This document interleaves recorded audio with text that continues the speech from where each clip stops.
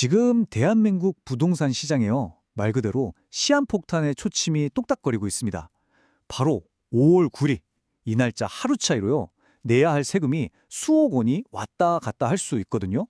오늘 이 세금 폭탄이 대체 뭔지 한번 제대로 파헤쳐 보겠습니다. 자, 한번 상상해 보세요. 내가 집을 파는데 딱 하루 늦게 팔았다고 세금을 글쎄요, 5억 3천만 원을 더 내래요. 이게 말이 되나 싶죠?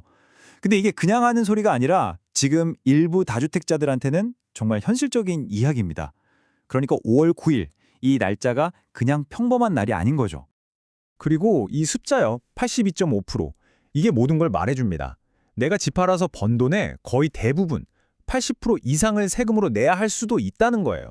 아니 도대체 어떻게 세금이 이렇게까지 나올 수가 있는 걸까요? 네, 이게 좀 복잡한 얘기 같죠? 그래서 오늘 저희가 딱 6단계로 나눠서 깔끔하게 정리해드릴게요. 세금 폭탄의 정체부터 시작해서 뭐가 어떻게 바뀌는지, 다주택자들은 지금 어떤 고민을 하고 있는지, 또 이게 시장이랑 정치권에는 어떤 영향을 미칠지, 그리고 제일 중요한 5월 9일 이후는 어떻게 될지 하나씩 차근차근 짚어보겠습니다. 자, 그럼 첫 번째 순서입니다. 째깍거리는 세금 폭탄. 도대체 5월 9일이 뭐길래, 왜 이 날짜가 올해 부동산 시장에서 가장 중요한 날이 됐는지 그 배경부터 한번 파고 들어가 보죠.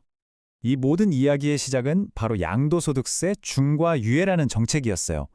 2022년에 정부가 다주택자들한테 세금 무거운 거 아니까 지금 집 팔면 좀 봐줄게 하면서 일종의 세일 기간을 준 거죠. 시장에 매물이 좀 풀리게 하려고요. 그런데 이제 그 세일 기간이 끝나는 겁니다. 파티는 끝났고 그 마감일이 바로 5월 9일인 거죠. 자, 그럼 구체적으로 뭐가 어떻게 바뀌는지 한번 보죠. 진짜 핵심은 이 숫자들에 다 들어있거든요. 세금 규칙이 얼마나 정말 드라마틱하게 바뀌는지 직접 한번 보세요. 이 표를 한번 보세요. 와, 세율이 정말 엄청나게 뛰죠? 그냥 2주택자만 돼도 세금이 20%포인트가 더 붙고 3주택 이상이면 무려 30%포인트가 추가돼요. 여기에 지방세까지 더하면 저기 보이는 저 숫자, 최고 82.5%가 나오는 겁니다. 네, 여러분 잘못 보신 거 아니에요? 10억을 벌면 8억 2,500만 원을 세금으로 낼 수도 있다는 얘기예요. 그런데 이게 끝이 아닙니다. 단순히 세율만 오르는 건 사실 빙산의 일각에 불과해요. 진짜 무서운 건 따로 있습니다. 물밑에 숨어있는 더 큰 게 있거든요. 그게 뭐냐면요. 바로 장기 보유 특별공제라는 거예요. 이게 다주택자한테는 아예 없어져 버립니다. 원래는 집을 오래 가지고 있으면 오래 가지고 있었으니까 세금 깎아줄게 하면서 최대 30%까지 깎아줬거든요. 근데 이제 그게 그냥 제로가 되는 거예요. 그러니까 보세요. 세율은 세율대로 오르는데 세금 깎아주던 혜택까지 사라지니까 이중으로 타격을 받는 거죠. 최종 세금이 말 그대로 폭탄처럼 터지는 겁니다. 자, 그럼 이런 상황에서 다주택자들은 도대체 어떤 선택을 해야 할까요? 정말 머리가 복잡하겠죠. 그들의 딜레마 속으로 한번 들어가 보시죠. 선택지는 크게 세 가지입니다. 첫째, 5월 9일 전에 어떻게든 파는 출구 전략. 둘째, 에라 모르겠다. 양도세 내니 차라리 자식한테 물려주자. 상속 전략. 마지막으로 일단 버텨보자. 언젠간 정책이 바뀌겠지 하는 잠금 전략. 근데 이 세 가지 길 모두 수억 원이 걸린 문제라서 어느 하나 쉬운 결정이 아니에요. 그런데 이미 많은 사람들이 어떤 길을 선택하고 있는지 데이터가 보여주고 있어요. 작년에 서울에서 부동산 증여, 그러니까 자녀한테 집을 물려준 건수가 무려 30%나 늘었다고 합니다. 세금 폭탄을 정면으로 맞느니 차라리 증여세를 내고 말겠다는 움직임이 벌써부터 나타나고 있는 거죠. 자, 그럼 이제 개인의 고민에서 눈을 돌려서요. 이게 부동산 시장 전체에는 어떤 영향을 미칠지 한번 보겠습니다. 정부가 원했던 대로 매물이 막 쏟아져 나올까요? 아니면 오히려 시장이 꽁꽁 얼어붙게 될까요? 지금 이 정책의 결과를 두고 정부의 기대와 전문가들의 우려가 정면으로 부딪히고 있습니다.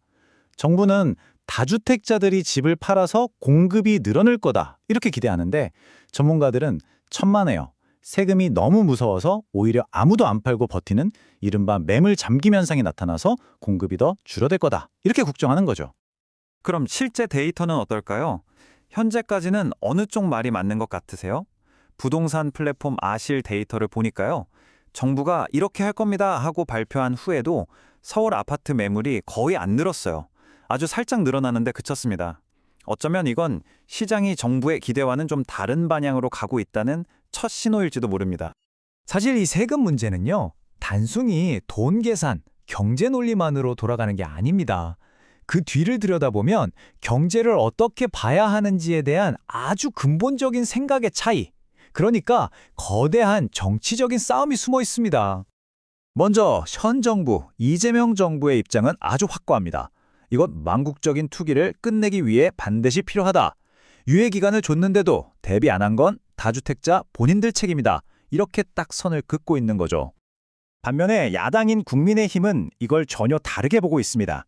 이건 정책이 아니라 시장을 망가뜨리는 징벌적인 세금 폭탄이다. 국민 재산권을 침해하는 거다. 이렇게 강력하게 반발하고 있어요. 보시는 것처럼 부동산 세금을 두고 양측의 입장이 정말 팽팽하게 맞서고 있습니다. 그리고 정부가 손에 쥐고 있는 카드가 양도세 하나만 있는 게 아닐 수도 있어요. 다음 카드는 바로 보유세입니다. 집을 팔 때 내는 게 양도세라면 보유세는 그냥 가지고만 있어도 내는 세금이죠. 이 타임라인을 보시면 이 보유세 기준이 되는 공정시장 가액 비율이라는 게 있거든요. 이전 정부에서 60%까지 낮춰놨던 걸 다시 80%에서 95%까지 확 올려버릴 수 있다는 얘기가 나와요. 그러니까 파는 것도 힘들게 하고 가지고 있는 것도 힘들게 해서 다주택자를 압박하겠다, 이런 아주 강력한 신호로 볼 수 있는 거죠. 자, 그럼 이제 마지막으로요. 5월 9일이 지나고 나서 우리는 과연 어떤 점들을 지켜봐야 할지 핵심 포인트들을 정리하면서 이야기를 마무리해 보겠습니다. 앞으로 시장이 어떻게 흘러갈지는 몇 가지 질문에 대한 답에 달려 있습니다. 첫째, 계약하고 나서 잔금 치를 때까지 주는 3개월에서 6개월의 시간이 과연 이 충격을 완화시켜 줄 수 있을까? 둘째, 사람들이 똘똘한 한 채만 남기려고 하면서 서울 핵심 부동산과 아닌 곳의 격차가 더 벌어지는 양극화가 심해지진 않을까? 그리고 결국 대다수의 다주택자들은 버티기와 팔기 중에서 어떤 선택을 할 것인가? 마지막으로 정부가 정말 보유세 인상이라는 다음 카드를 꺼내들 것인가?